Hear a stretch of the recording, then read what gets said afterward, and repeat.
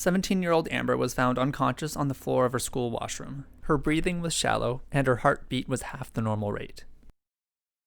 Just imagine this is a clip of a teenager in a washroom. It's the best I could find with the unlimited stock footage subscription I got. In the hospital, her heart stopped and she had to be resuscitated. Just imagine a hospital. They found nothing wrong with her brain, they found nothing wrong with her heart, and there was nothing wrong with her lungs. It sort of looked like an opioid overdose, but they found no drugs in her system. Just imagine the doctors using chemistry to find the drugs rather than a visual inspection. Nobody knew what was going on, and it looked like there was nothing they could do.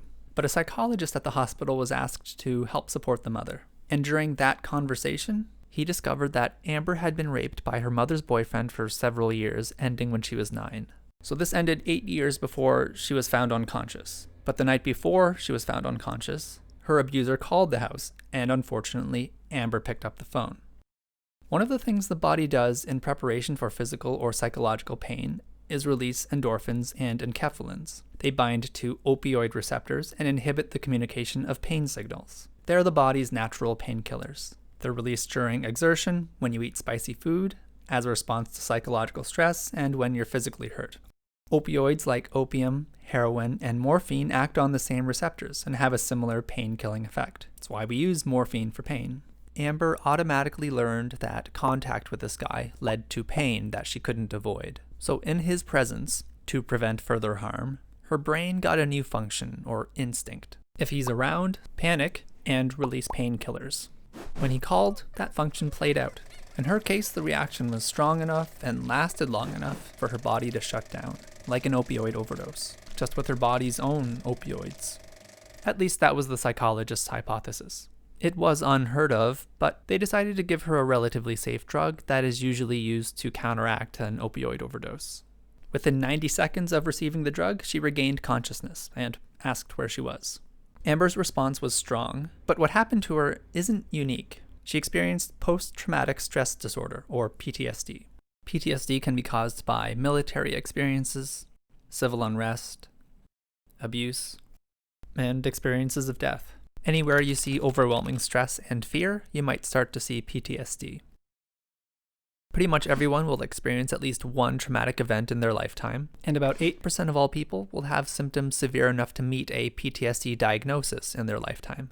Trauma is so common and can have such a big impact on learning, behavior, and health that it seems to have a significant economic impact. It's often described as an epidemic. This video will look a little bit at what's going on and what can be done. I'm hoping it will be slightly helpful to somebody somewhere. Slightly helpful to somebody somewhere is going to be the new motto of this channel.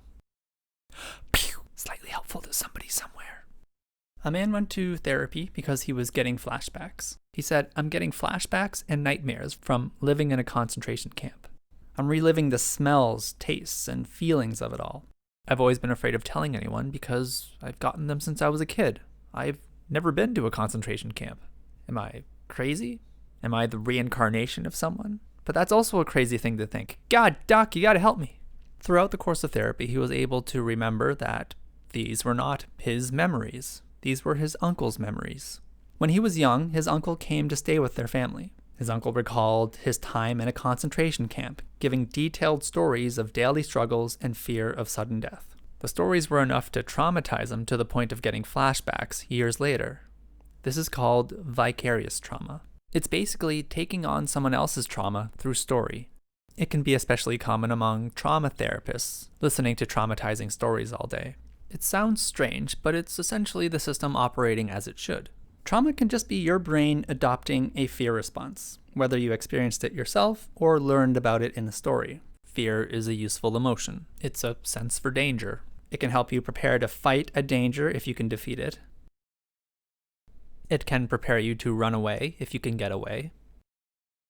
It can make you fawn over someone to pretend like nothing is wrong, try to calm someone down, or appear to be the ally to an aggressive person, in an attempt to prevent damage from them.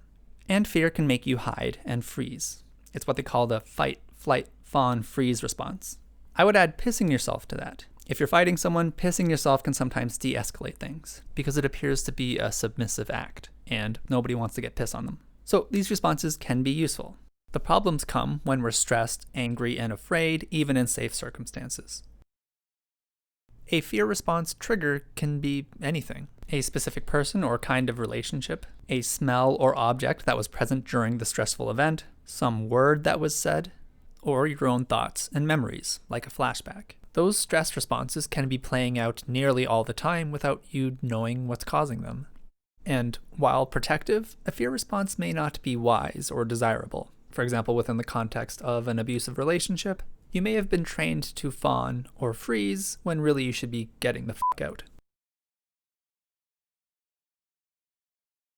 These stress responses themselves become toxic, like with Amber, and they can lead to all sorts of health and psychological problems. One way to try to quantify trauma is to count up the number of kinds of adverse childhood experiences a person had.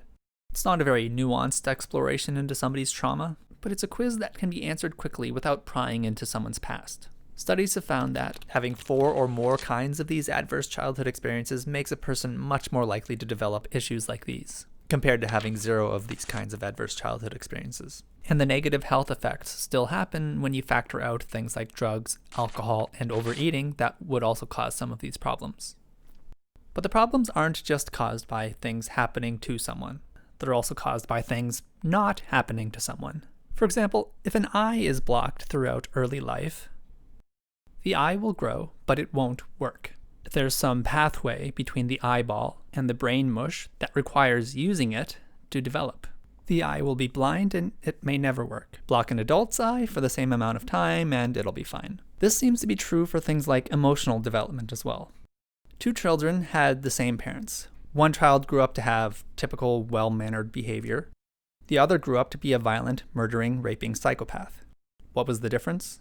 The first child had a great support network. He experienced love and care and rocking and hugs and kisses and touches and play and smiles and frowns. His inner emotional world was attuned and connected to those around him. While the second, he was fed and then left alone in his crib all day, every day. His physical needs were provided, but he was severely emotionally neglected. The hypothesis is that the parts of his brain that developed pleasure or pain from human connections never formed. He still had the capacity for happiness and sadness, they just weren't connected to the emotional states of other people. Like an eye that never connects with the visual centers of the brain.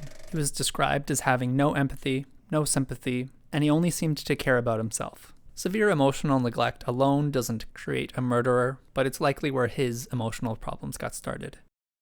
We're born with all these subconscious impulses and desires and reactions, like anger, pride, guilt, and joy. They can motivate actions that affect other people, and other people can affect them.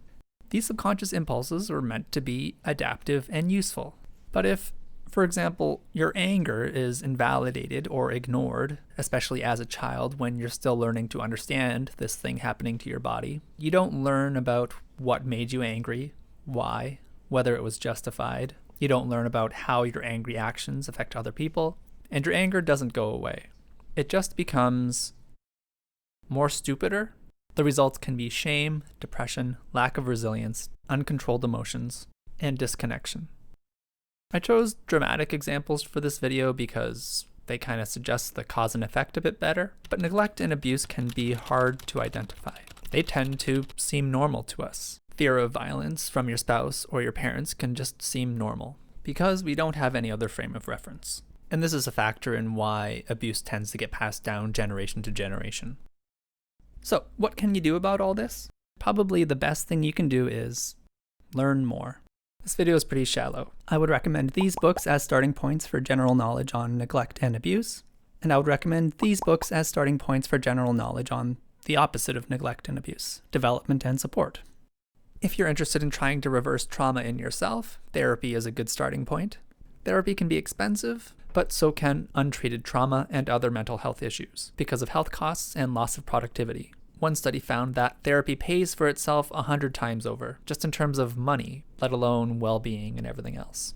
But I suspect it depends on the therapy. Some information on whether therapy is right for you below. Communities can help. There's lots of mental health communities on Reddit. There, people share experiences, talk about therapy, recommend books, and whatnot. Links to those communities below. For institutional changes, A cheap way for doctors is to screen for adverse childhood experiences using that same 10-question ACEs test from before. It can help a doctor see what might be going on and recommend further action from there. There's some information on how to adopt that below.